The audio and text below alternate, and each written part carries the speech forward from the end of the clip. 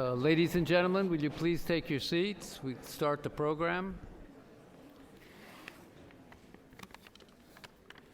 Thank you very much. Good evening. I'm Edward Jeredjian. I'm the director of the Baker Institute here at Rice University. It's my great pleasure to welcome you all here to our institute. This year, the Baker Institute is commemorating its 25th anniversary. It's hard to believe. And looking back at all we built as a premier public policy think tank and looking forward to a dynamic future. But in this month of August, we also turn our attention to another more harrowing anniversary of an event which most of us here in this room will remember. 1 year ago, Hurricane Harvey devastated the city of Houston and the surrounding Gulf Coast area, causing both physical and emotional damage to this city and its residents. Today, Houston stands at a crossroads. There is too much at stake in the city's future to not learn from the past mistakes in order to develop new plans for Houston's urban resilience. An integrated system of public and private sector cooperation will definitely be needed if Houston hopes to fend against future catastrophic storms.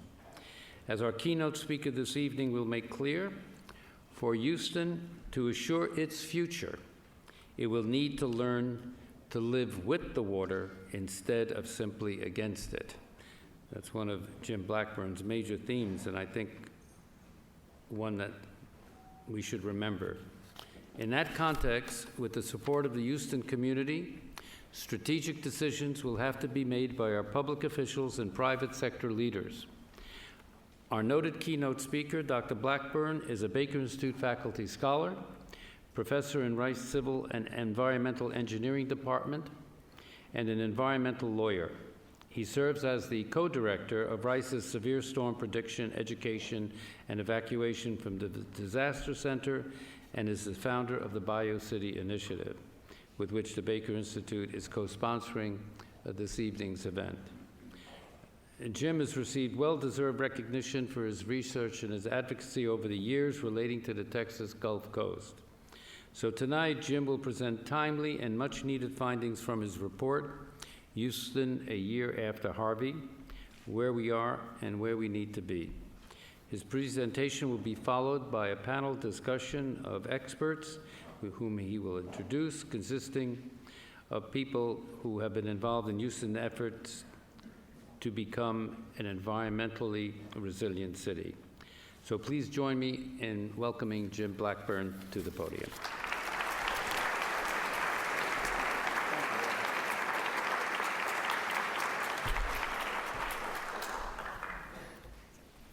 Well, good evening, everyone. It's so great to see all of you here, and hope you all found parking and managed to get here okay. Rice can be intimidating sometimes, so appreciate you battling that, and hopefully we'll have a good, fun evening today. I want to talk about Harvey and Houston and what we've learned and where we need to go. And we've had a very, very interesting, I think, last year, and we have a lot of work to do. This presentation is largely based on a publication that Phil Bedian and I wrote that Baker Institute has co-published with the Speed Center. You can find a lot of that material. Also, the PowerPoint that I'm giving will also be posted on the Baker website, so I think it's actually up now. Anything about Harris County and flooding involves watersheds. If you don't talk about watersheds, then you really aren't talking about the core issue. I'm fond of saying, do not vote for any politician if they cannot tell you which watersheds they are going to be representing. Just period, Republican, Democrat makes no difference. If they can't talk about the watersheds, don't vote for them. This is the essence of flooding in Houston, or these watersheds. There's 23 of them that are shown on this map. All of the different colors are different watersheds. We have a lot of small watersheds that respond very quickly to rainstorms. For the most part, we're really worried about 24-hour events. Harvey was an aberration, but generally these longer events affect bigger river systems. Our bayous can rise and fall, and our flooding can come and go very quickly. And that's something that's very, very different about Houston than perhaps many other cities of the United States. We have two major river systems. The San Jacinto is a major river system, and it comes through the east side over here. For the most part, most of the watershed is outside of Harris County, although certainly up around Lake Houston, Atascocita, Kingwood is very important. The Brazos River is over here, totally outside of Harris County, but a lot of the Houston metropolitan area resides over in Fort Bend County in this area. But I'm going to be talking about primarily Harris County and Houston flooding. The population of our watersheds, by and large, dominated by a few. Brays Bayou has the highest population of any of them. Greens Bayou is number 2 up in northeast Houston. That's Buffalo Bayou there, and let's see, that is White Oak with 433,000. These are really the population distribution that we have. During Harvey, this is a report from Flood Control District of the homes that were flooded. Not surprisingly, Brays and Greens come out to be the two top areas in terms of houses flooded. The distribution begins to change a little bit. The one perhaps a bit of a surprise is Sims Bayou, which had a major flood control project that was just completed, and it's had a lot of flooding, not from the bayou, but from the drainage not being able to get to the bayou. We have different levels of problems. But this is a graphic that I put together and begins to tell a little different story and something to keep in mind as we go through. This is taking the total population and dividing it into homes flooded.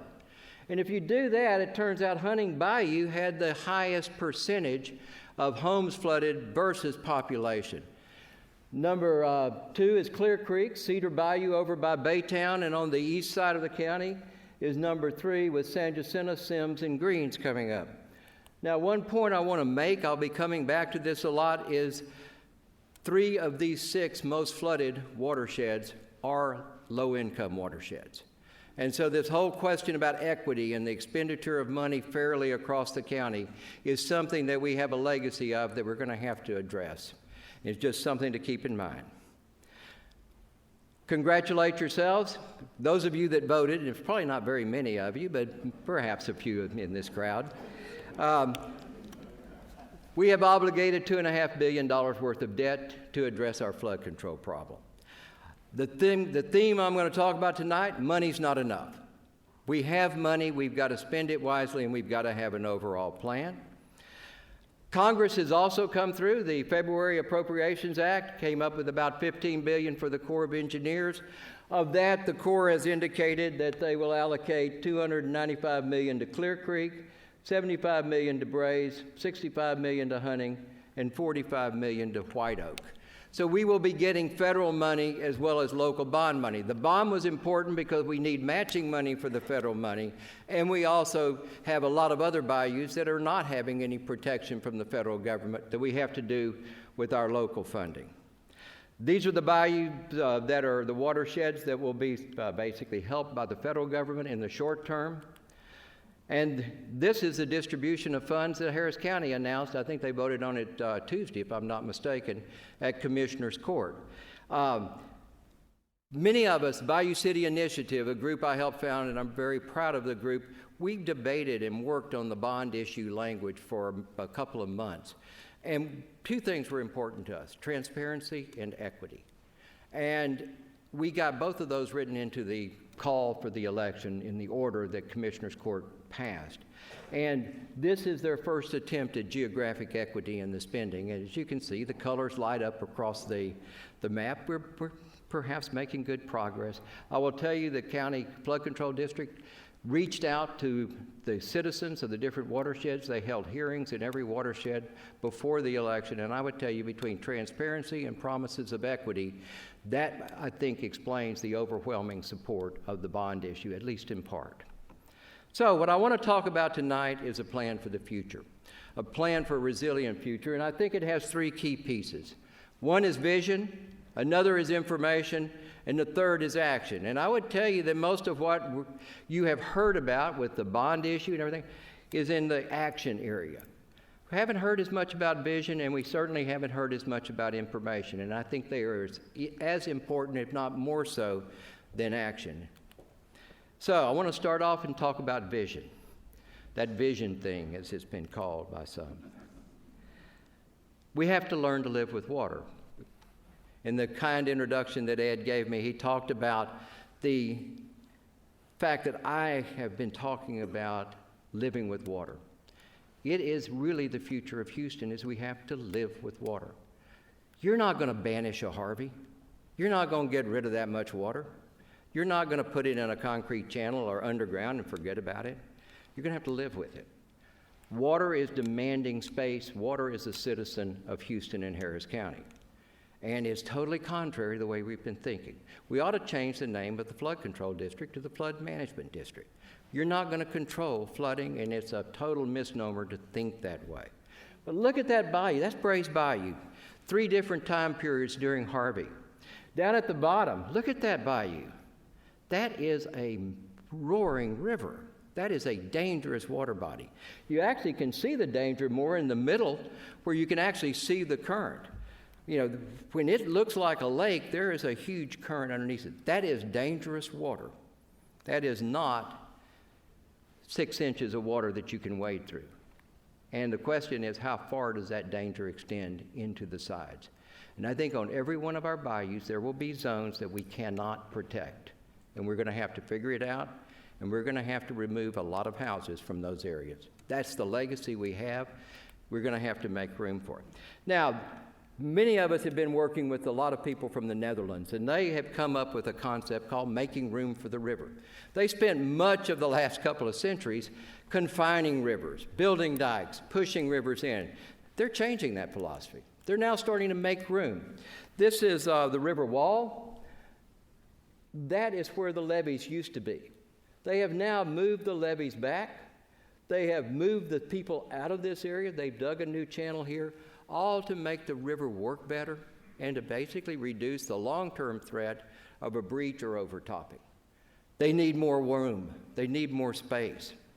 There's a lot to be learned from the Netherlands. We need to make room for our bayous. This is Harris County. In green's the 100-year floodplain, the currently mapped 100-year floodplain. Probably a bad name for anything, to think it only happens once every 100 years. Many of the people I work with really wish that that whole kind of nomenclature didn't exist, but it does. It's federal. It comes from the federal flood insurance program. We're going to have to live with it. The purple is the 500-year floodplain, which has been adopted by the city of Houston and Harris County, at least in the short term, because our 100-year floodplain is obsolete, as I'm going to be talking about. 22% of the counties in the current 100-year floodplain, 33% of the county is in the 500-year floodplain. That's a lot of land. You know, some of that has to be set aside for water. Now, reality check. Now, I'm going to talk about something that's going to make some of you uncomfortable: climate change. I have been asked not to use those terms when I speak, because it makes everyone nervous in this town. There's different levels of talking about climate change. I want to try to start off a little lighter. You know, I'm not talking about threatening the future of the oil industry tonight. You know, we'll save that for another speech. I want to just talk about the fact that the climate is changing, and we need to recognize it as a fact. I don't care why the climate is changing tonight.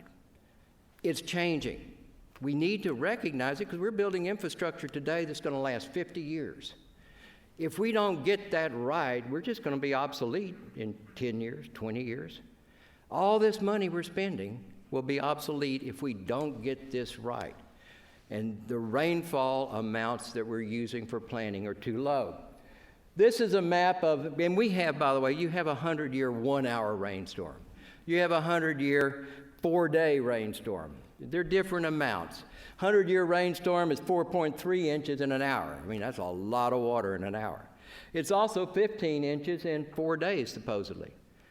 Harvey dropped 47. I mean, we're not even talking about close to the 100-year.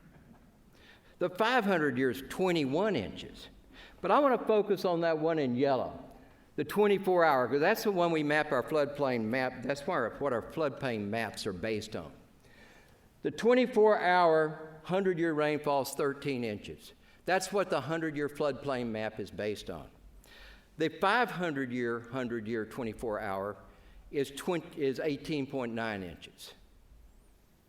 Look at these numbers we've got over here. Harvey, 25 inches in 24 hours. Allison, 28 inches in 24 hours. A storm back in October of '94, 20 inches in 24 hours. The tax day storm was over the 100-year in less than the 500.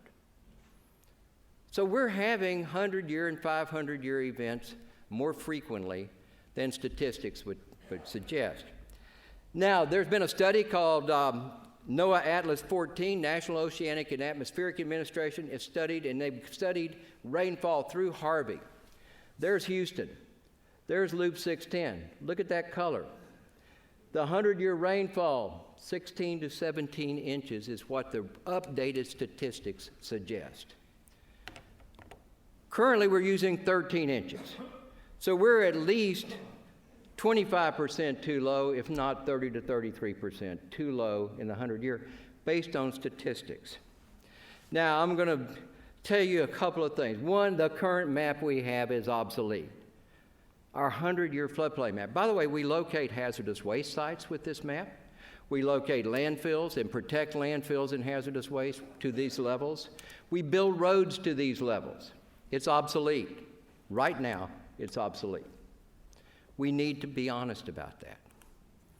Now, I'm going to venture where perhaps a lawyer should not. I'm going to try to talk about statistics. Kathy Enser's here today. Sorry, Kathy, I will certainly do harm to your understanding of statistics. The bell curve of distribution, the average, right in the middle, where most things fall.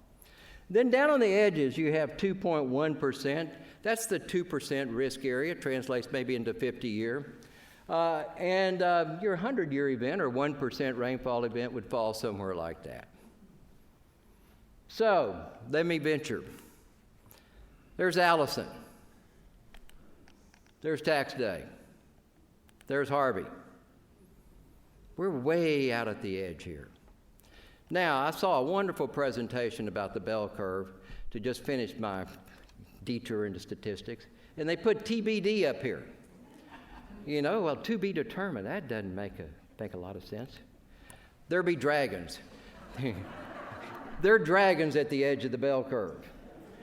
Harvey, Allison, tax day, they were the dragons of the bell curve. They're our future. That's what our rainfall is going to be. It's going to be in this area. We've got to be honest about climate change. The Rice Speed Center had a conference back in February of 2018. Scientists after scientists discussed the fact that we will see bigger rainstorms than Harvey.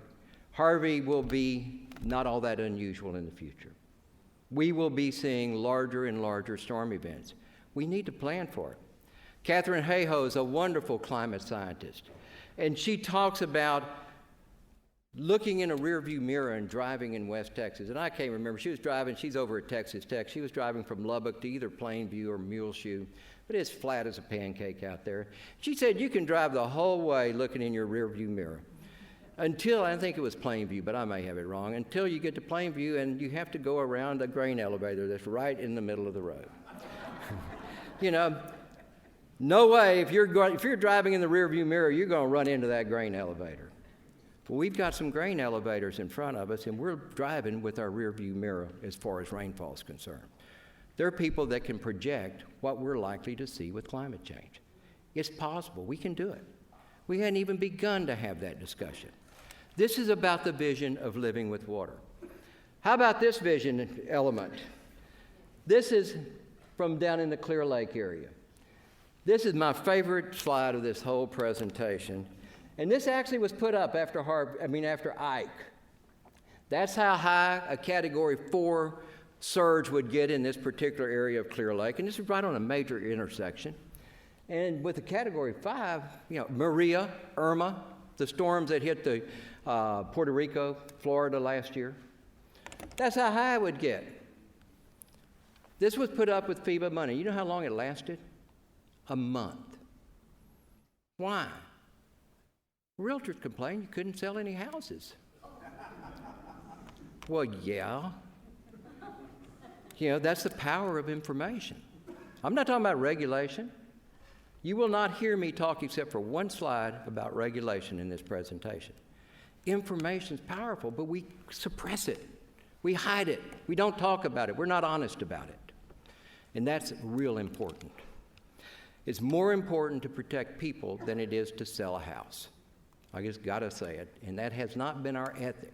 So this vision thing is also about a different attitude. We have to protect our people. This is a vision that came out of the Bayou City Initiative. At the end of our session on the bond issue, everyone got to kind of respond to a website and say what's the key issue that they had. Equity and transparency were the two issues that came up. Equity, fairness, transparency, opening the process of decision-making about flood control, flood management, if you will, to the public, inviting the public to participate. It's a whole new chapter for Harris County. That's not the way things have been done in this county. And we've got to change it. The city's just as bad as the county. And everyone's going to have to learn how to do this. Citizens are going to have to learn. We don't have a tradition of public participation. It's as much obligation on citizenry as it is on elected officials. We don't demand participation. We don't ask for it, and we don't get it. I also want to call out the fact that we don't have a lot of good information. And I'm leading into information, but this is really almost more about vision. Health is related to flooding. I am convinced that we have totally underreported the health damages of Harvey. I don't think we've come close to understanding it. I think all of us have watched Puerto Rico go through the identification of the fact that a lot more people died than were ever identified. I think the same thing has happened in Houston. Perhaps not the deaths, but a lot of people are sick. I represented flood victims for much of my legal career. I've retired from litigation. Some of you will be happy to know. And I'll never forget a young woman telling me, Mr. Blackburn, every time I hear thunder, I break out in hives. That's PTSD. That's real. Go to the harveyregister.rice.edu and fill out the survey. We need information about people's experiences. And so I ask you to do that. If you have attended tonight, please go do that. I did it today. It doesn't take much time. They weren't that hard of questions. You can answer them. Second part, let's talk about information. I've talked a bit about information, but I want to talk a bit more. This is from Hamamatsu, Japan. And this is a tsunami diagram of their public warning system associated with a tsunami. Now, tsunamis are a bit different than what we have. But has anyone seen either a City of Houston or a Harris County public warning notice sign telling us how they're going to notify us about all this stuff? We should have that. That's real cheap. But it means we have to talk about it. We have to be honest about it. There is a chance that you're going to get flooded. We're going to tell you about it. We need to learn how to respond to this information. You'll see some stuff coming up about Addicks and Barker reservoirs that many of you may not know. I certainly was surprised when I found this.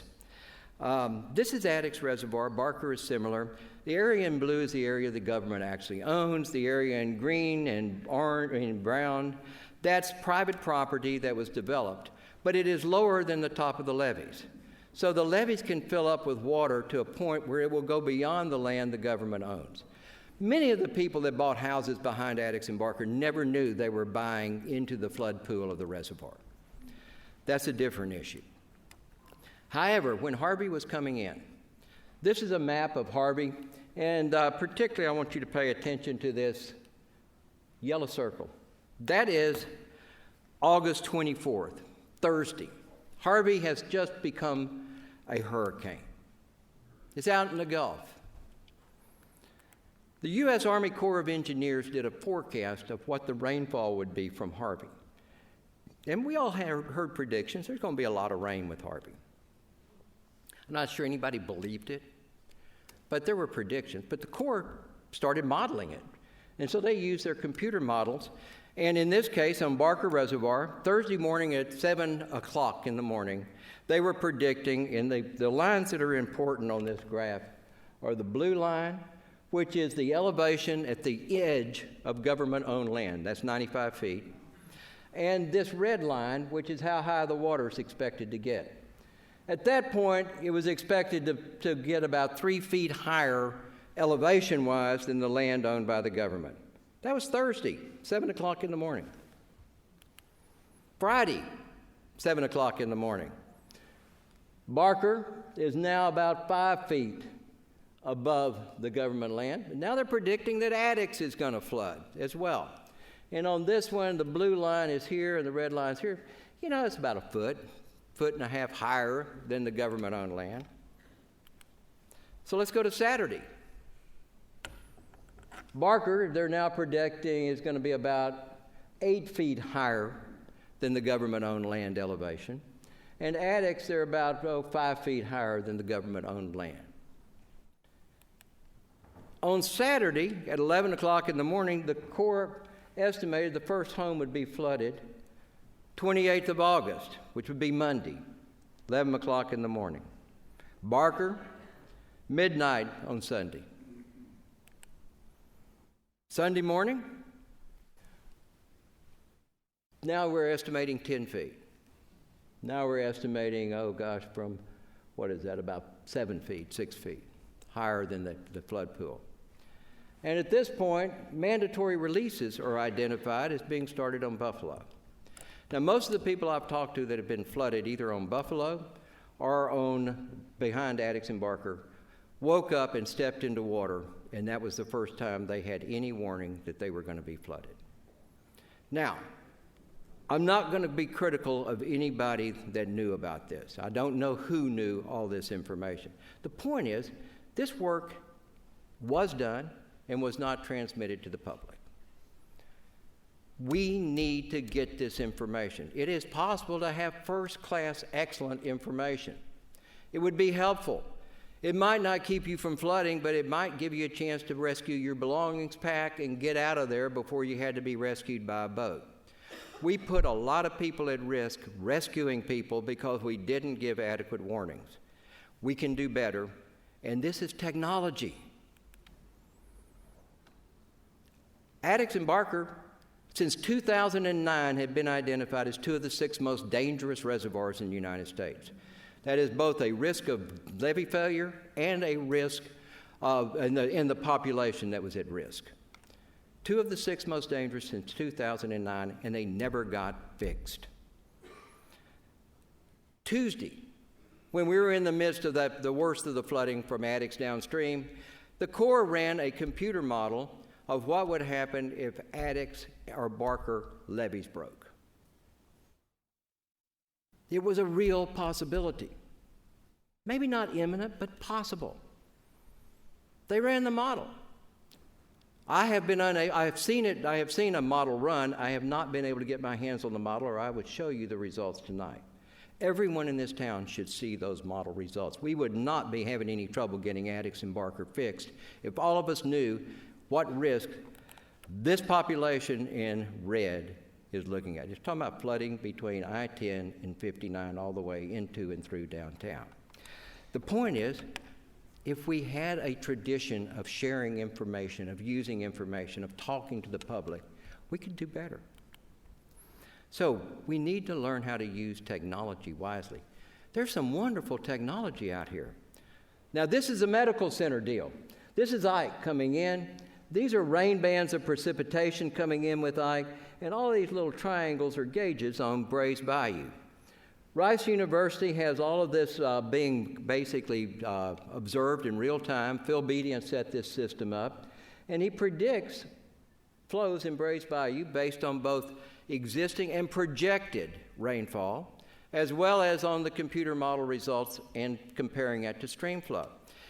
And they've got it set up that he calls the medical center whenever it looks like it's going to be a problem and says, okay, you're about to be flooded, batten down the hatches, close it up. And the medical center calls everybody that's at work and say, you're not going anywhere, you're staying. They call the people that are coming to work and say, you're not coming in. They drop the floodgates and they turn into a turtle. There was virtually no damage during Harvey. That is information, that is flood proofing. That is thinking creatively about things, and that's private sector action that did that. They decided they had to get their own system. The government should have this on every bayou. There's no reason we can't, and it's not expensive. It's warning, it's information. It's what we don't think of as being effective, and it could be incredibly effective. How about something like this? I'd love to have an app that would tell me, I'm in a part of Houston, I don't know, rain comes down, our streets are our secondary drainage system, and what do you do? Where do you go? I'm in southeast Harris County. I don't know what the best streets are. Why isn't there an app that you can just go to and says, okay, if you're in trouble, here's your best bet. If we talk to the county and city road crews and ask them, where do you go during a flood? They're going to tell you the best roads in every part of town. We should have an app that shows that. Doesn't mean you make flood, but it's probably your best chances of getting out. Again, it's the thinking about providing information that's lacking. And this is one of my favorites. We usually kill 1 or 2 people every time we have a really serious rainfall because somebody doesn't read the sign and drives right into and floods themselves, and sometimes they can't get out. The Netherlands has a policy that 1 person dying in a storm event is too many. That's not our ethic. We routinely accept 1, perhaps 10, perhaps 100. That's not right. We need to think about this differently. It's a culture change. This is really a different attitude now. And if you think about it, the Netherlands has a national tax for flooding. It's a national security issue in the Netherlands. As far as I'm concerned, it's a regional security issue. Yet the state of Texas didn't give us a dime so far. That's crazy. We need to secede from the state of Texas. And we should have flood markers, flood information easily available in all parts of town. We need to know where the floods were. Because a lot of this flooding is outside the floodplains. A lot of it's overland flooding. That's important to know. And think of the poor people. Anybody here from Iowa? Hand. I bet you didn't know a whole lot about hurricanes when you moved here. You know, you think about moving to this part of the world, nobody tells you if you're moving into a hurricane evacuation zone. If you're not in a mapped 100-year floodplain, which most of this area is not, you never get any warning about moving into a hurricane evacuation zone. It can be a real surprise all of a sudden when you start getting the call saying, okay, time to pack up and leave. Why? Well, you're in an evacuation zone. Well, nobody told me. Well, that's right, nobody told you. So that's the information and vision pieces of the plan. How about action? Plan has 3 zones, Zone A, B, and C. Zone A, the west part of town. Now, you'll hear later from Mary Ann Piacentini with Katy Prairie Conservancy. The lands that her organization either owns or has easements over, I think is shown in green here. A few other preserved areas are shown in red. But much of this area in western Harris County that I've drawn inside the yellow box, just to the west of the Grand Parkway, is undeveloped, or largely undeveloped. And it is a natural sponge out there. It is land that has forever held a lot of water. Early settlers talk about walking for 2 to 3 days when they left Houston in water that was ankle to knee deep. It holds water. That's what the prairie looked like in the tax day flood, holding tremendous amounts of water. Think of all of that being covered with concrete, and all of that water flows downstream into Addicks and Barker, down Buffalo. The question is there some way we can basically preserve that? You know, we're not going to zone it. Regulation's out of the question for this. Katy Prairie Conservancy will try and buy as much land as they can, and I think they ought to buy every acre that they can get. But maybe we should think of other ways. What if we paid with some of that bond money, any willing landowner who wanted to, $100 an acre to store floodwaters for us, year after year after year?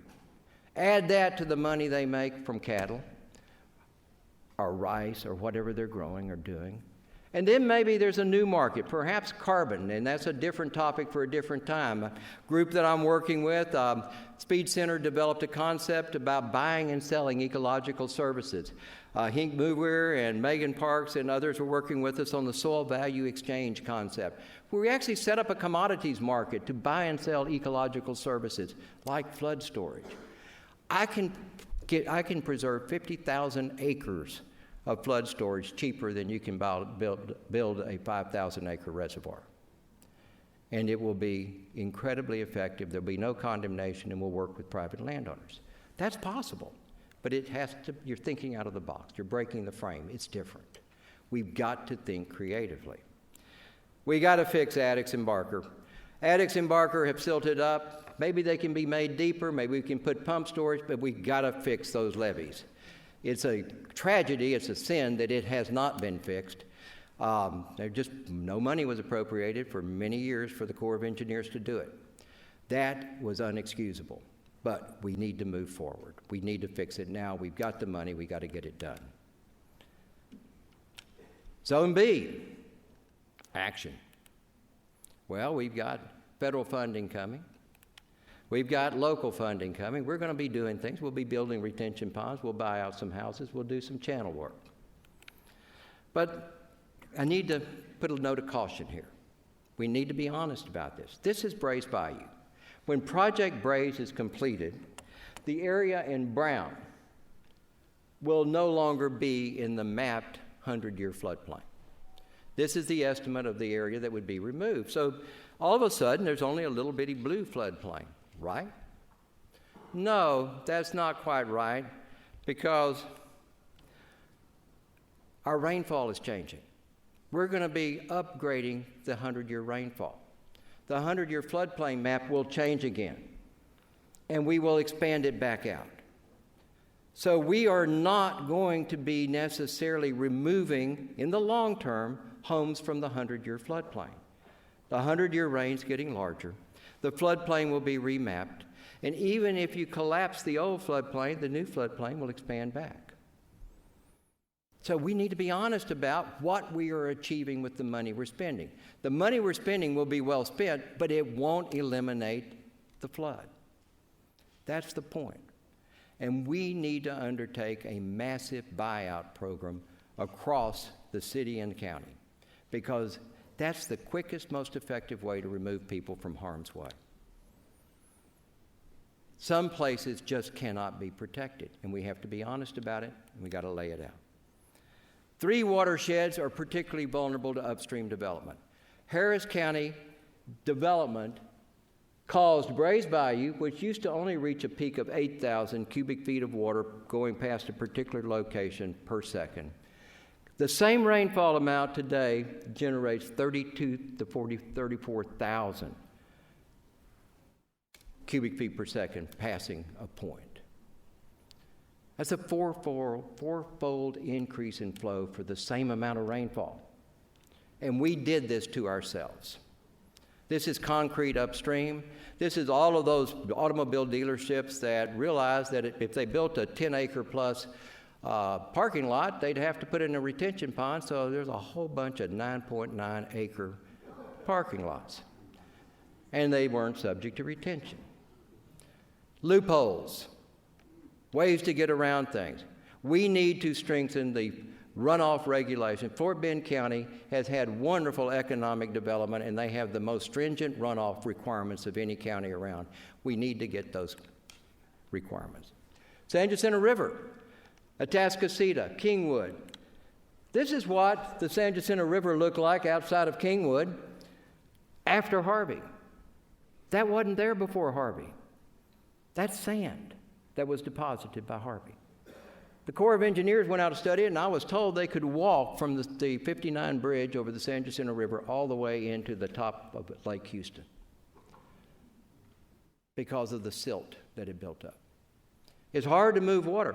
There's a drainage lateral coming in over here, a drainage ditch coming in, and this blocked the whole area from Lake Houston and from the river. That water couldn't flow out beyond this boundary right here. You cannot continue with that. That has to be removed, so we'll have dredging as part of the bond proposition now, because that's a unique problem up on the San Jacinto. These are the sand pits on the San Jacinto River. There was sand that was stored out there, and that sand flowed downstream. That is poorly regulated. The state of Texas could do something if they chose to. So far, they have chosen not to. There's also erosion coming in as well, so we need better erosion control, we need better pit management. Those two things are hurting Kingwood and Atascocita. And then we have Greens Bayou. Greens Bayou has never qualified for a federal program because we have too many poor people there. And under federal law, the benefits of a project have to be greater than the costs of the project. Hunting Bayou qualified by 1.01 to 1. I mean, barely. In Greens Bayou, and the way this works is, let's say you have 10 $100,000 houses and 2 $3 million houses. And it cost $1.2 million to do the project. Well, you're saving 10 $100,000 houses, but that's only $1 million worth of benefits. It costs $1.2 million, so you don't qualify, even though 10 houses would be benefited.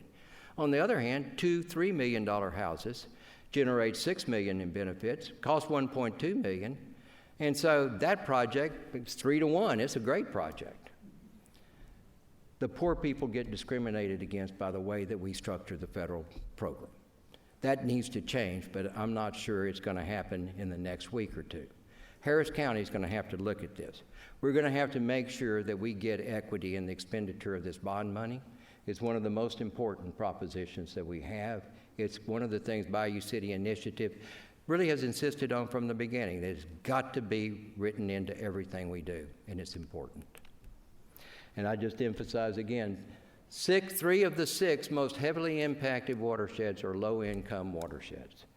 Only one of those is qualified. Well, that's not true. Sims has had work done already, but the work did not necessarily help on the lateral drainage, the problems that were really more of a city problem than a county problem.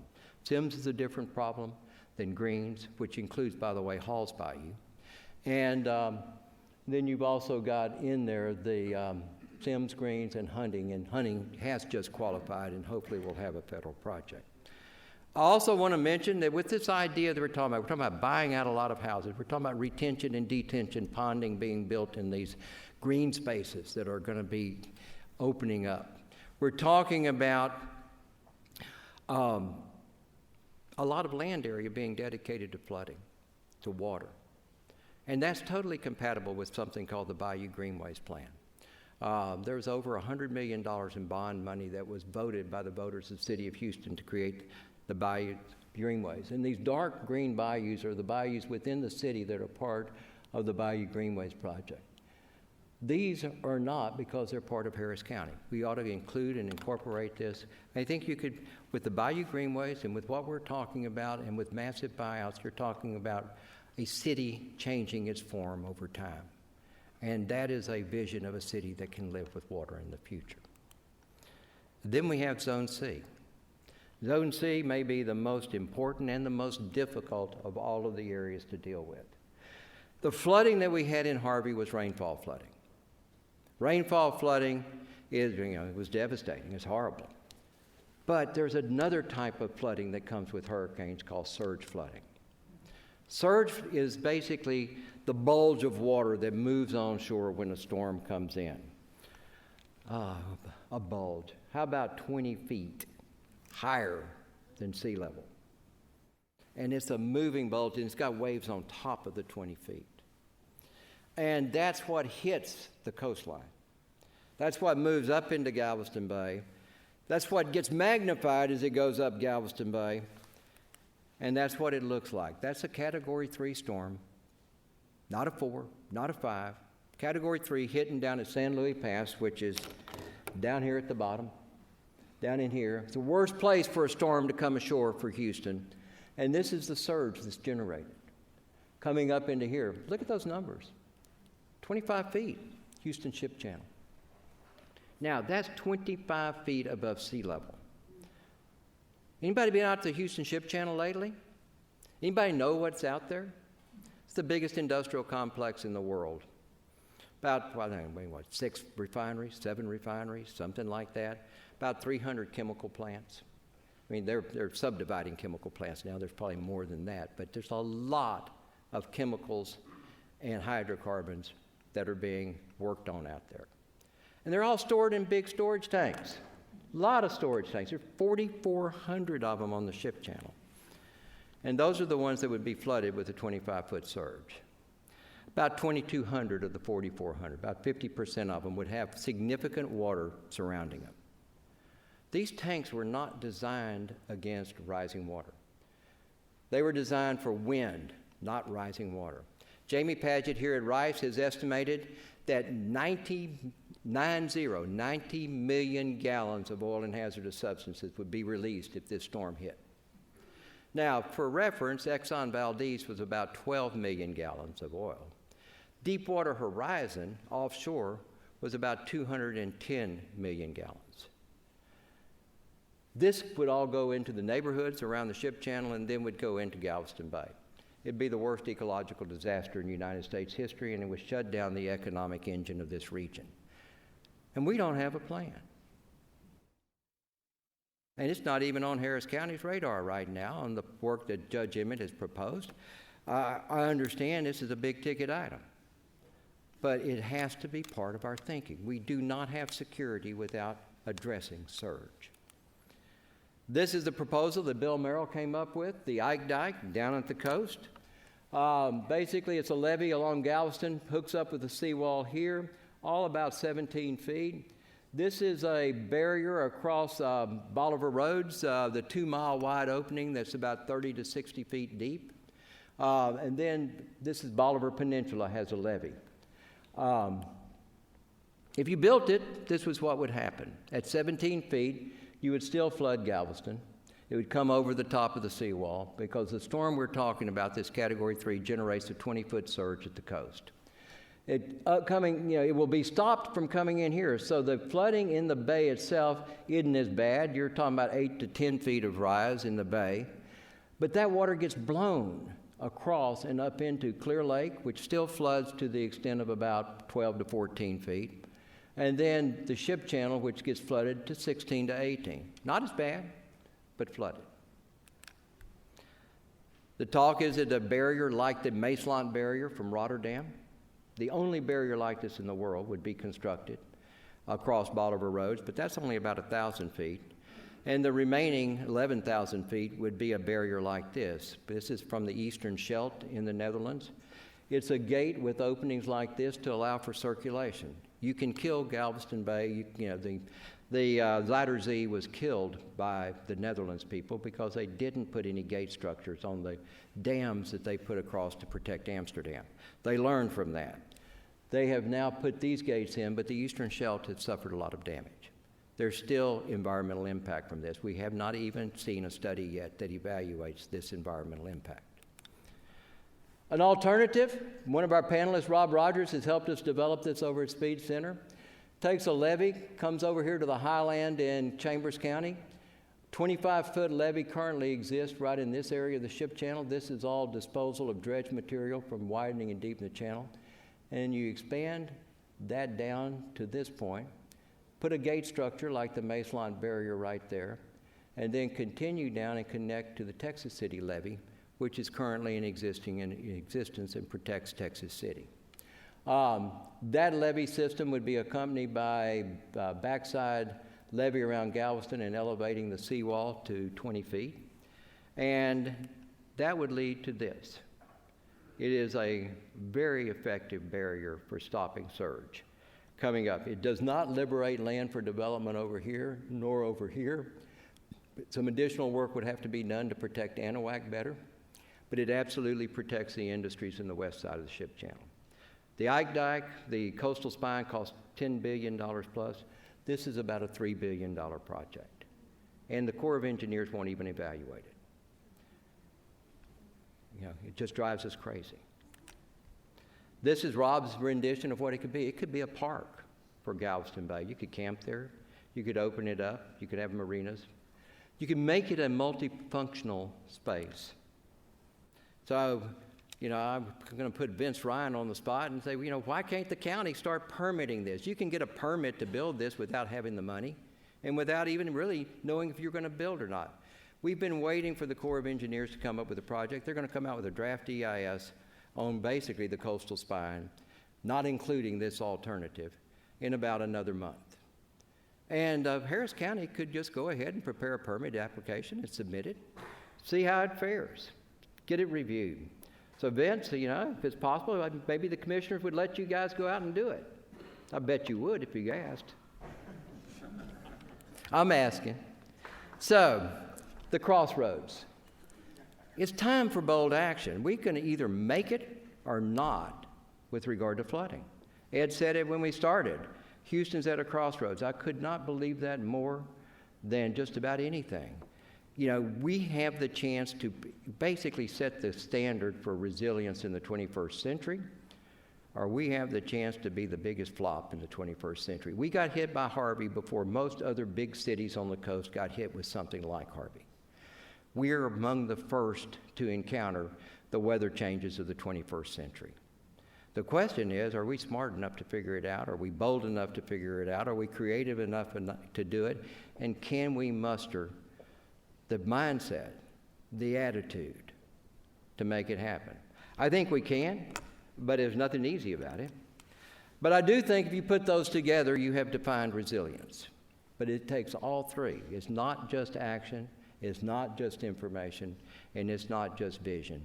It's all of those coming together to make this happen. So on behalf of the Baker Institute and the Bayou City Initiative, I want to thank you for coming. I can't tell you how gratifying it is to see a crowd like this here tonight. And with that, I think I'll stop and we'll move on to the panel discussion, I think. We're about on time.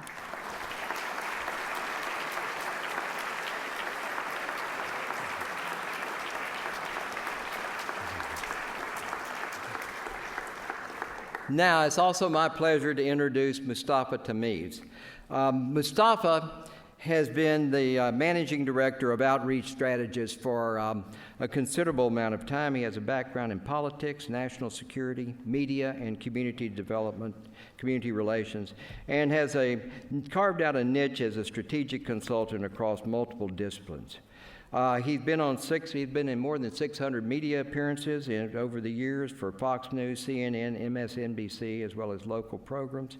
Texas Monthly named him one of the 5 political players to watch. Most importantly, at least from my perspective, Mustafa and Outreach Strategists are working with Bayou City Initiative to try to help us get our act together, to help organize a lot of the people. And I'm proud to introduce to you my friend, Mustafa Tamiz. Mustafa?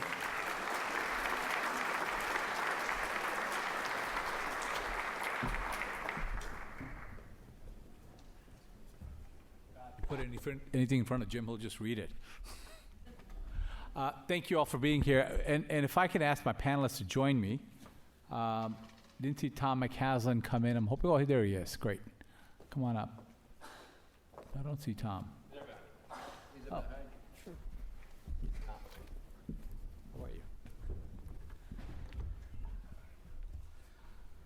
Well, as they settle down, I want to thank Jim, and if you can join me in giving him another warm round of applause.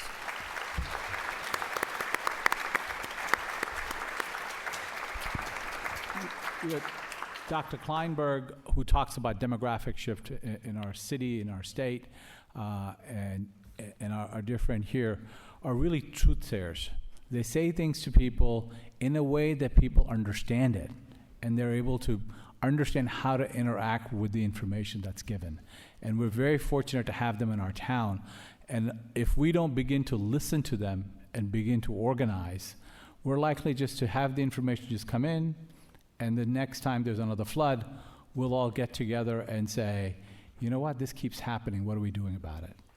And so with that, I want to introduce our great panel. I'm going to ask them to tell a little bit about themselves, and I'm going to ask them some questions and to move this conversation. Tom McCaslin, who's joined us, is the Director of Housing and Community Development in the City of Houston.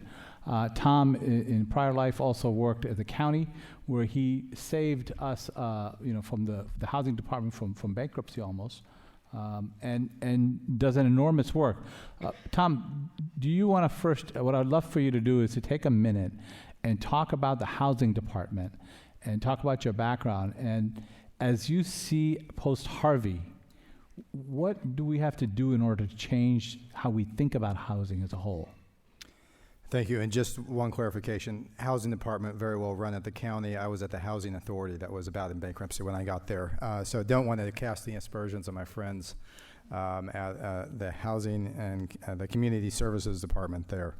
But at the city, I moved from the county housing authority, which is responsible for housing people directly, running housing choice voucher programs. Many housing authorities, like the City Housing Authority, runs also the Public Housing Authority, to the Housing and Community Development Department, which is a pass-through funding entity for federal funds. In a normal year, we would see between $40 and $45 million of federal funds coming to the city, and then use those funds along with about 20 additional $1 million of funds from local taxpayer dollars to work on housing repair, housing, new single-family home ownership programs, and rental programs. Before Harvey, we were facing an affordable housing crisis that was getting worse with each passing year, and is a two-pronged crisis: a crisis of the conditions of homes, of people living either in multifamily apartment complexes or single family, where deferred maintenance has gone so badly that they're living in places they shouldn't be living. That's one side of the affordable housing crisis. The other side is a purely economic one, where people are rent burdened or are paying more than 30%, in some cases more than 50 or 70% of their income on their housing expenses. And we were not making progress towards solving that problem. What Harvey did was dump another 50 inches of rain on top of these folks, flooded many of them, and exacerbated the housing supply. That's the downside. The upside is sometime towards the end of this year. People have already asked how we've spent the money. To date, we've got $1.3 million from the federal government for Harvey in our department. But sometime later this year, we'll be receiving $1.15 billion, billion with a B. That is more money than our department has received in its entire history from the federal government. And so it gives you a sense of the transformational moment that we're at. This is not enough money to become the city that we envision, where every resident has an affordable home in a community where they can thrive. But it is a significant down payment on becoming that kind of city. Not only in a community where they can thrive, but a community that is resilient and can bounce back from a Harvey-like event. So why don't I stop there, and if you have detailed questions, save those for later. So before I move on to our next panelist, I just want you to get an understanding of scale. The housing department in the past got federal dollars, about $45 million, and that's what they've managed. And now they're likely to get $1.1 billion. So think about the scale of managing and running that program. And in a minute, as we come back, we'll talk more about equity and how do we do that in a just way.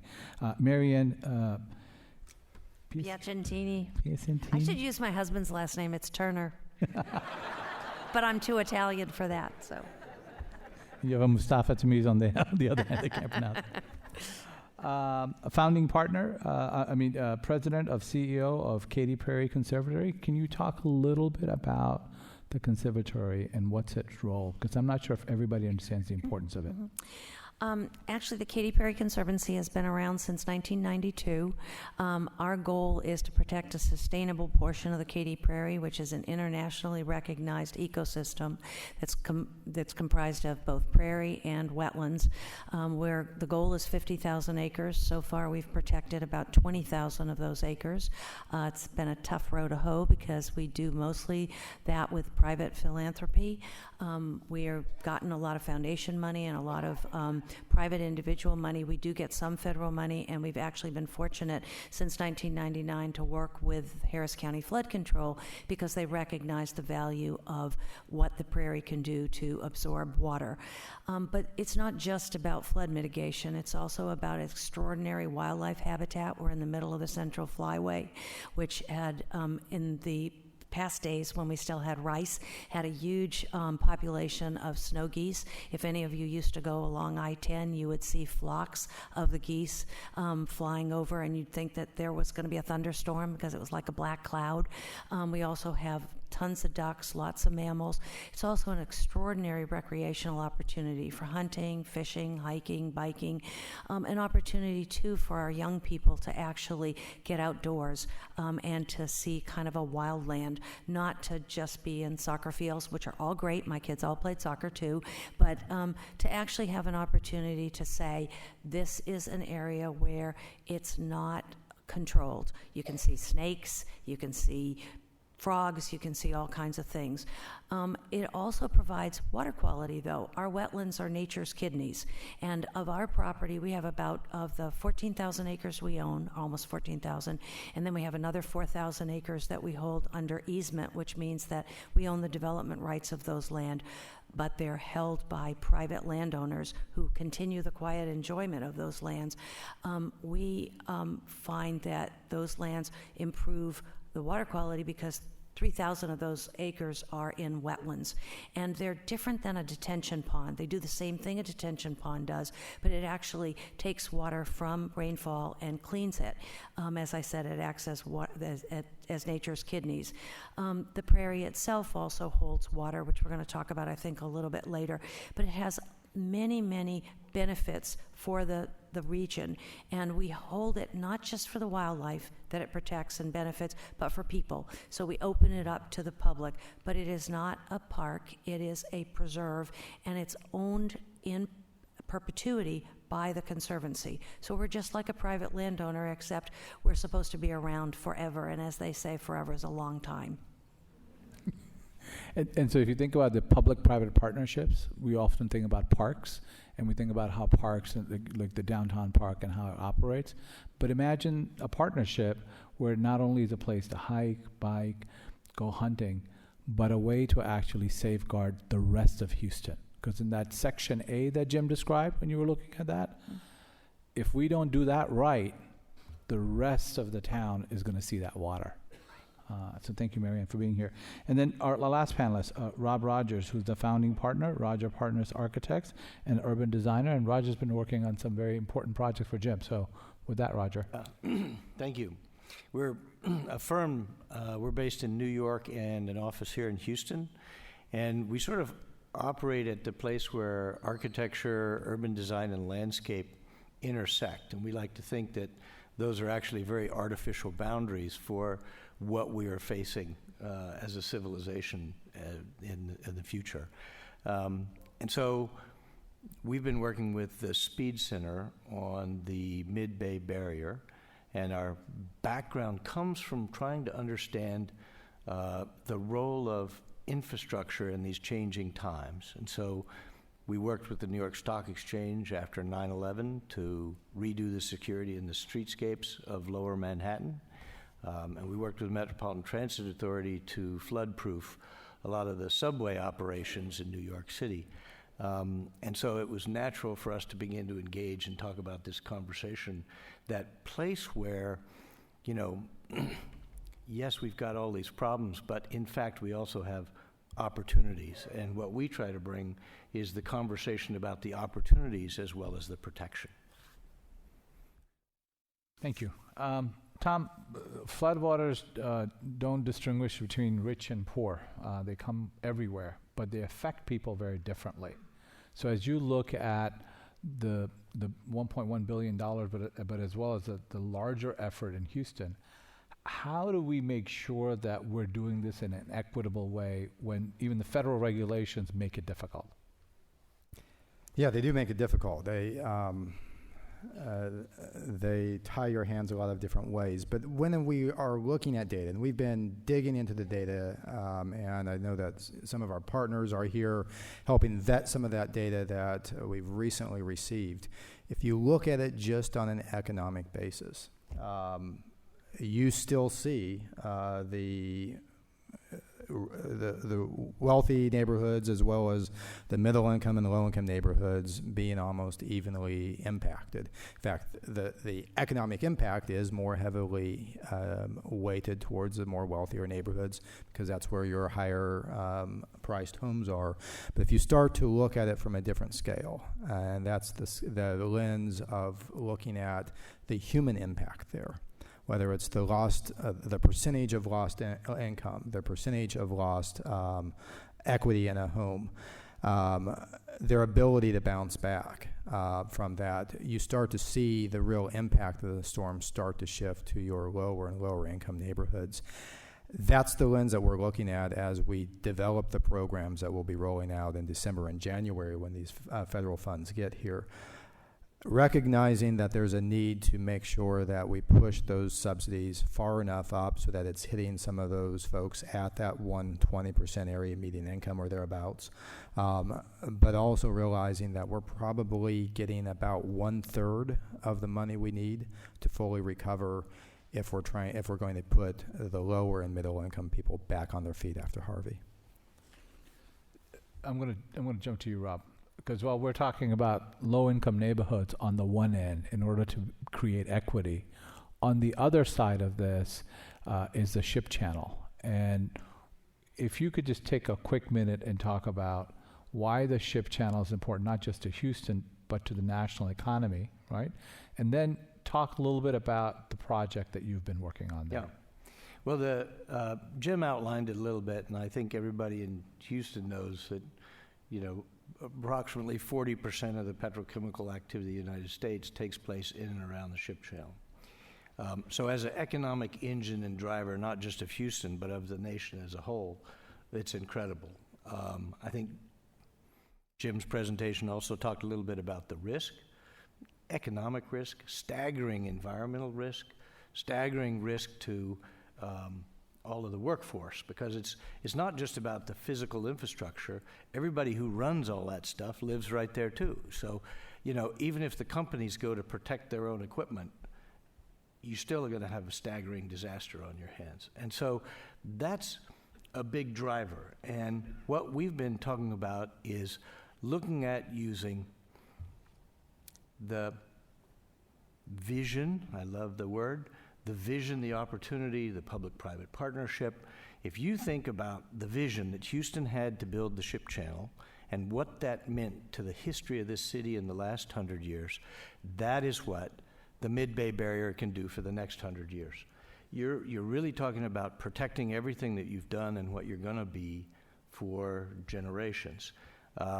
And when we look at that, one of our key roles is not necessarily in terms of the engineering and the science, but what is the opportunity? We see an amazing new state park. Galveston Bay has about 500 acres of public access on its entire perimeter. It's private body of water. We're talking about 10,000 acres of new parkland, and put that into the equity conversation. That's open to everybody. This is on land that's already all public. We're not talking about taking private property rights. This is where the dredge spoils have been placed over the last 100 years. So you're leveraging the incredibly powerful, thoughtful move that the ship channel was in the first place into next generation infrastructure. And one of the things we learned from our other projects that I talked about in New York is that these kind of infrastructure projects are expensive. So $2.5 billion, $3 billion. And the fact of the matter is, to turn that into a state park is like single-digit percentage points more in cost. But it means something that everybody gets to use every day, all the time. And hopefully every 7 or 8 years, you've got a barrier for this enormous storm that comes in. So it's a kind of, one advantage of being an architect is that I'm an optimist. And so what we see is an incredible opportunity to produce something. Unfortunately, you must respond because the risk is there. And if you're going to do that, then why not get something that is stunningly wonderful, not just a piece of protection? So can you just talk about the cost differential? Because I thought that was very striking. We saw this when we were working on the New York Stock Exchange, the amount of money that was going in to provide security everywhere. And it said at the same time, if you just spend a little bit more on the quality of finishes, the materiality, actually design what you're doing, not just engineer it, that you turn it into a series of amenities. And so if there's a basic construction cost here that's been estimated between $2.5 and $3 billion to engineer the protective structure, to come in and build roads and access and campgrounds and fishing areas is fractional cost on top of that. And what you're producing is an amenity for everybody. And so leverage the opportunity to really do something that's amazing for the region. So what's the cost of Ike Dike versus this? One of the proposals. I'm not an expert on Ike Dike, but it's out there as $10 billion. It runs all the way down Galveston and all the way down Bolivar through lots and lots and lots and lots of private land. I actually have a residence in a barrier beach island off of New York in Fire Island. And the Army Corps started a berm project there 43 years ago. And it is being completed over the next 3 years, kind of post-Sandy, because of the lawsuits, the escalating costs, the complications. And so we think that the Ike Dike is probably an important piece of long-term, long-range coastal resilient infrastructure. But the Mid-Bay Barrier can be constructed in single-digit years and single-digit billions. And that's something that we need to get onto right away. Okay. Marion, talk a little bit about, in terms of just quality of life, having a park there that's on that side. But on your side, how can we work with landowners? What are the tools that we have so they use their land for conservation and flood mitigation? Mm-hmm. One of the great things that we have as a land trust is to be able to hold what's called a conservation easement on people's land. So people who want to keep their land, love it, want to conserve it forever, but don't want to see it developed, but might want to give it to their kids, might want to sell it, can place a legally binding agreement with us that protects the conservation easements of their land. And one of the things that we try to do with all of them is to say, okay, what's important about your land? Is it the streams or the creeks that are important? Is it the habitat? Is it the scenic view shed? Even for flat Houston, there's sometimes a scenic view shed from the road, those kinds of things, and they can protect it, provides a tax benefit, or they can even be paid for it. So that's one thing they can do. The second thing that they can do is that they can actually try to restore some of that land. Now, I get a lot of people, especially engineers, who when I say, oh, the prairie can hold water and it can do this, they go, well, you know what, it's still flooded downstream. You didn't hold enough water. What were you doing? Well, the truth of the matter is that the Katy Prairie isn't pristine right now. It's been converted. It was converted in the early teens to rice farms, to grazing lands, and some of those grazing lands are as slick as a tennis court. The water just flows straight off at sheet flow. So one of the things we need to do is to find out ways to restore it, whether it's through grasslands, which will hold 8 to 10 inches of water, because while they're the plants are 8 to 10 feet above ground, they're twice that much below ground. One of my staff members says it's like a rainforest turned upside down. And it's true, because it can hold a lot of water, but it also can produce wetlands. And so the original prairie was about 70% prairie and about 30% wetlands. I know Jim talked in his program earlier that you pay people to try to hold water on their land. And I know Ducks Unlimited works with a lot of landowners to do that. The one trick to do it is to how can we find out a way to make it attractive enough to them financially that they won't just do it for a few years and then we'll be back to, oh, I can sell it for development. Let's do that instead. What about if we found ways with the Texas, Environmental Exchange Program? I probably got that wrong, the name, but the exchange program, to say, no, we have multiple layers. It's kind of like in fundraising, you talk about a layer cake in which you get funding here and funding here and funding there. Well, what if we did that for landowners who would be encouraged to then put that land in a conservation easement as well as do these kinds of things so that you have permanent protection? It doesn't take it off the tax rolls. People will still pay taxes so that your municipality doesn't say, oh my gosh, I'm losing the tax base. It protects it because generally those people don't have 23,000 houses on their land that could flood. And it also allows people in the community to benefit even if they never step on that land, because they get air improvement, water quality improvement. They do get to see what that kind of thing can be, where the birds roost and nest and brood and those kinds of things. So I think that's one of the things that could work. And also, if we could pay them to restore it to grasslands. The Katy Prairie during the Tax Day flood, and that's probably better than the Harvey flood, held 5 feet of water on almost 20,000 acres of land. That's 100,000 acre feet. Think about this. Addicks Reservoir holds about 217,000 acre feet at its capacity. We were half that. Now, did we hold it for months? No. We held it for about a week, but that meant that it wasn't putting pressure on addicts. If we could do that all over the place, that would be great, because it was short enough that it didn't ruin the plants and the vegetation that we had, but it was long enough to give the reservoirs some time to reduce or release some of their water in a more measured way than having to release at what I think 17,000 cubic feet per second, unlike its normal 2,000 cubic feet per second. So one of the things that I want you to really hear is talk about when Jim puts out a paper and he talks about this, these are not hypothetical things. They're actually very practical, sound solutions. And there are people actually coming up with parallel work to show that it can be done and it can be priced in a way that we can afford it.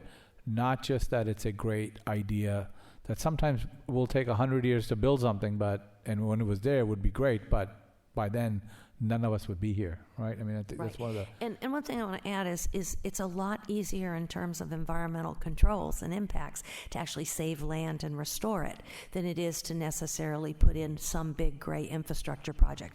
Now, that doesn't mean both might not be needed, but it means that we ought to study what can nature do for us. There's a wonderful satirist that was around in 4 AD, that Juvenal, that Roman guy, that said, never does nature say one thing and wisdom another. Well, we need to listen to nature and find out how to use it.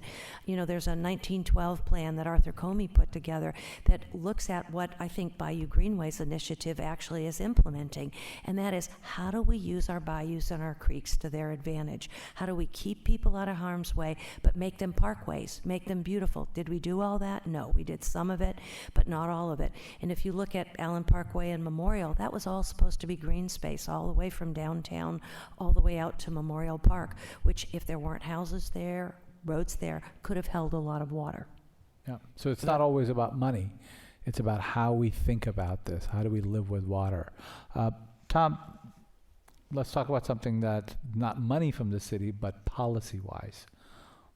What are the policies that have changed and are changing that you think help in mitigation? Well, there are the Chapter 19 policies that we were already moving in the direction of at the Housing Department, because if we're funding a development, we get to say what that development is going to look like. But generally speaking, and I won't get in too far out of my lane when it comes to affordable housing, we are looking at transit-oriented development and a push towards making sure that when we place housing in a location, it is close to a place where people have good transportation and access to the amenities and jobs that they need. One of the side benefits of this, and we were headed this direction before Harvey, I don't think we fully realized the impact of this, but when Harvey hit, your garden-style apartments had 50% of their units out of commission immediately when they flooded because they were two-story apartments and half the apartments were on the ground. If you are on a structured building, you've got 5 stories there, you have 4/5 of your apartments that aren't going to get touched by water. And as we focus on the transit-oriented development, a side benefit is the cost of land is more expensive. While it's going to cost us another $40,000 or $50,000 a unit to build up as opposed to build out, when you look at the impact, not just for the storm impact, but all the other benefits that are being provided to low and moderate income families, it just makes sense to build in a more dense fashion. Not density of poverty, but density of units. The other thing that we are looking at on the single-family side is ways in which we can densify in the single-family communities, but still keep it a single-family neighborhood feel. And just going from a single unit on a 5,000 or 10,000 square foot lot to an ADU, accessory dwelling unit, what some people call the granny flats or the mother-in-law flats, that apartment in the back, that's doubling your units in a location. Or going to a duplex or a triplex there. These are fairly simple ways that don't add a lot of money, but adds to the density, reduces the amount of streets you need to serve those units, because it's the same amount of street that serves it, whether it's 3 units on that or 1 unit.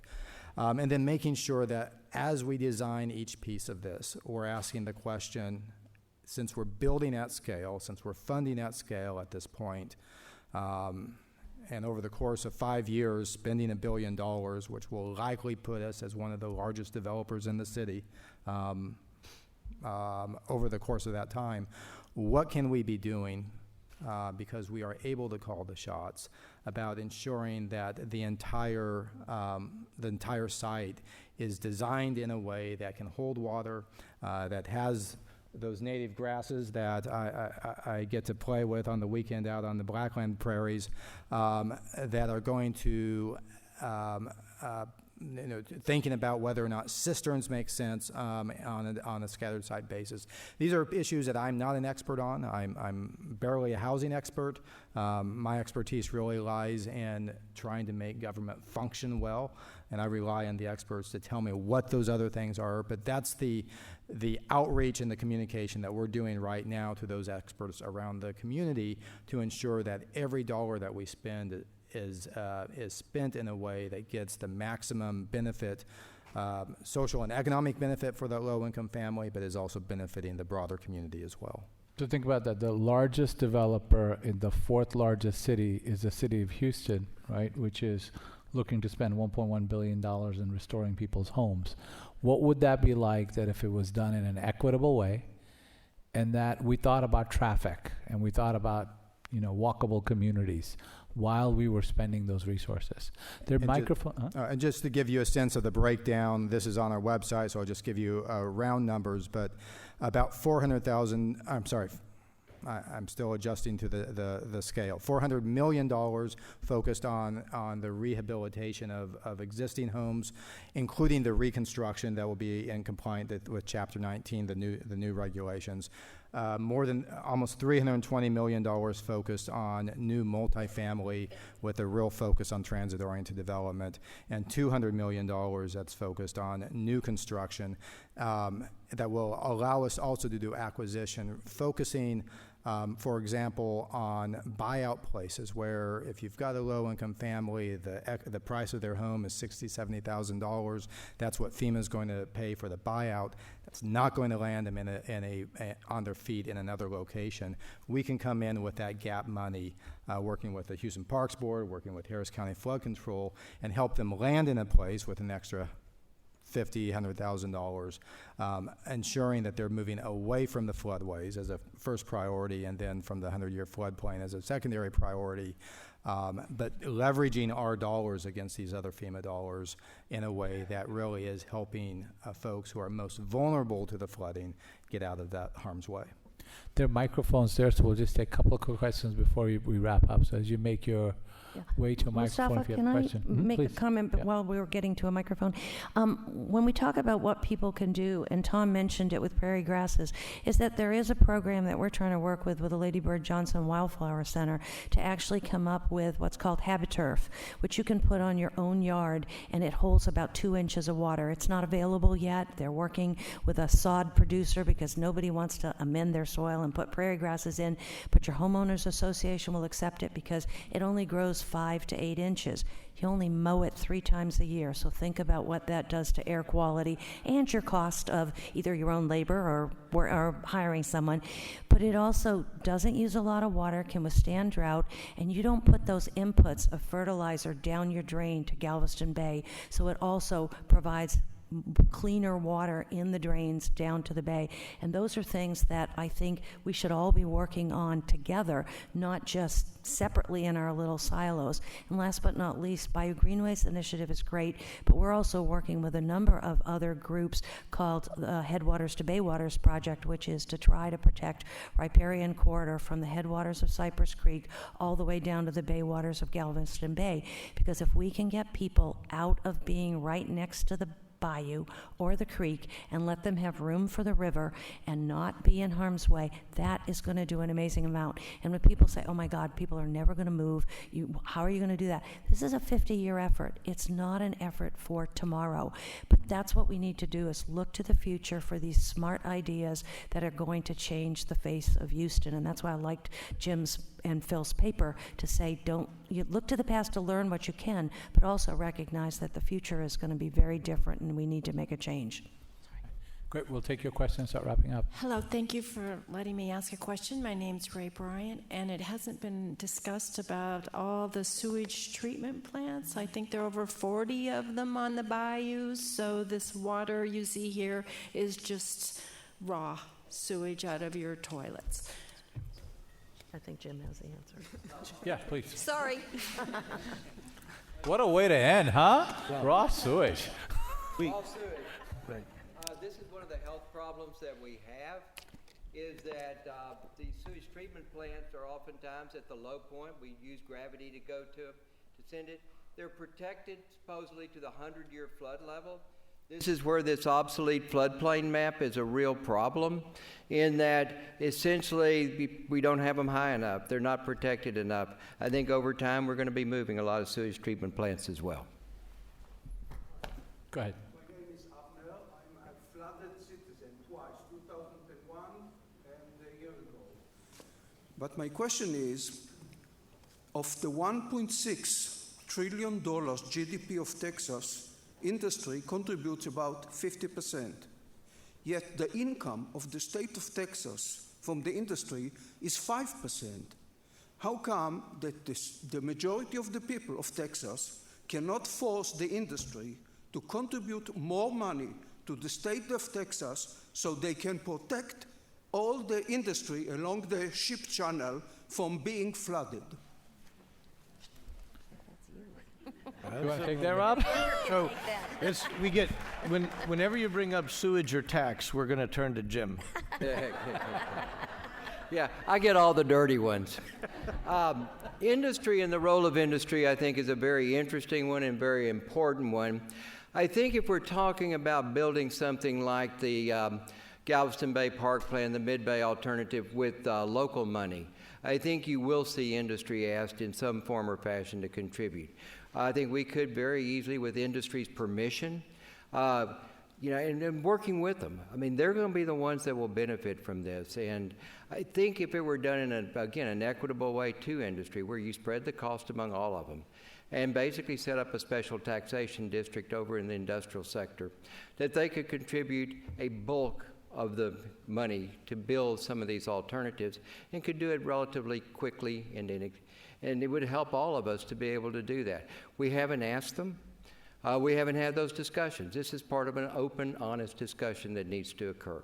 I think it's also, Mary Ann used the idea of the layer cake, and I think that's very much the way these things fund. A lot of times early on there's actually philanthropic efforts that guide the vision setting, and then it moves into when it's you've got enough data and clarity to take it to those kind of companies and corporations.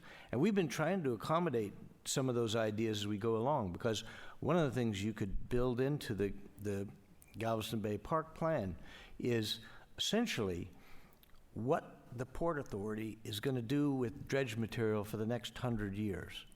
So think about monetizing that. Think about understanding what you're delivering in terms of environmental permitting. This is why over and over I go back to talking about when they built the ship channel in the first place. That wasn't little thinking. That was big. And you need to do that again in the same way and bring those partners into play. Okay. So we're going to have to wrap up, but I'll let you have the last question, and then we're going to wrap up right after that. Thanks so much. My name's Todd Litton, and I'm actually running for Congress to serve a big chunk of this district. Thank you very much. And thanks to gerrymandering, the 2nd Congressional District, which I'm running to represent, includes this area. It also includes the Addicks Reservoir. It also includes the Cypress Creek watershed, and it includes all of Kingwood and Atascocita and Numble. And so we have all kinds of flooding. This guy knows all the watershed. That's good. Yeah, you get them all. There you go, for different reasons. But I had two questions. One is pretty local, and just thinking about, has there been much talk within the city or county about dredging on a regular basis? My wife's from Massachusetts. They got snow removal equipment up there. We don't need that down here. But when you look at dredging, I'm starting to think about, if we've got so much water coming through, do we need to be doing that more regularly? That's number one. Number two, I'm talking with people about bringing back earmarks. We don't need a bridge to nowhere, but I think, Rob, when you're talking about in Fire Island and how long that's been taking, just want your all's opinion on that. Just we get specific, targeted projects and funding to make things happen a lot quicker. Thanks. Well, I'll talk about dredging. I think you'll find some of the local bond money will be used for periodic maintenance dredging. Harris County's never been in the dredging business before, but up on the San Jacinto River, I don't think there's any alternative. Whether they do it, whether the Corps does it, I think has yet to be determined, but someone's going to have to get in the dredging business on the San Jacinto River. So absolutely, that's going to happen. Okay. And we're going to love to use that dredge material to create campgrounds for everybody in the region on Galveston Bay Park. And I think, good ideas begin to build their own momentum, and when it's got enough pieces and it begins to solve 10 problems instead of one problem, then you begin to understand what your solution is, and that's the highest quality investment. Not an earmark that does one thing in one place for one thing, but we're actually solving 10 layers of issues with that move. Great. Thank you all. You bet. Well, I'm going to take speaker's prerogative and ask a question. Tom, how much coordination is going on between the housing work that you're doing and what you're hearing about the various flood control work, both that the county's doing and that the city is doing? Because I'm talking about potentially buying out tens of thousands of houses over a period of time, and that's a lot of replacement housing that somebody's going to have to come up with. It is a lot of replacement housing, and not only coordination between us and the county, and not simply coordination between our department and Public Works or our department and Harris County Flood Control, but these conversations are happening. They're happening regularly. Our new Public Works director, Carol Haddock, came up to me a couple of weeks after Harvey and said, you and I are joined at the hip moving forward. And she's exactly right. The last thing we want to do is spend $1 billion in affordable housing over the next 5 years, only to have it flooded as it comes back in. So there's $4.7 billion additional money coming to Texas. $700 million of that is earmarked for housing, and it's yet to be determined how that will get split up, but I have my eye on 25% of it. And then $4 billion of that is for the mitigation. And we've been out in the community talking about what the community's priorities are. And while I apologize for I missed the main part of your presentation, but a significant part of their concern are those street level infrastructure projects to get the flooding out of the community, or get the water out of the community and into the creek beds in an appropriate way. Those are the kinds of conversations that we're having with Steve Costello, the conversations that we're having with Carol Haddock and her team to ensure that when we build in a concentrated way in these areas outside of the floodway, outside of the 100-year floodplain, that there's the proper infrastructure in place to support that. It is a long process, but those conversations are happening in ways that never happened before, not even a year ago. And I think the history is when I came into the Department of Public Works and Housing, we're barely talking to each other at all. Now we're in meetings almost every single week. Well, great. Well, listen, on behalf of all of us up here, let me just thank the panelists and thank Mustafa for leading the panel discussion.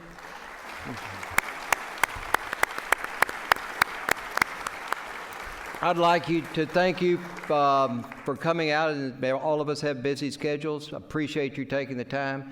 And leaving here, I want you to commit yourselves to becoming active. You don't have to agree with everything you've heard. Disagree, but talk about it. Have opinions. Get in there, roll your sleeves up, and make this community better. Thank you all. Add one more thing. Follow us on Facebook and Twitter. So this way you can, you can watch it on Facebook Live, this event. We're going to be doing more things like this that you can engage with. So please follow us on Facebook and Twitter. Thank you.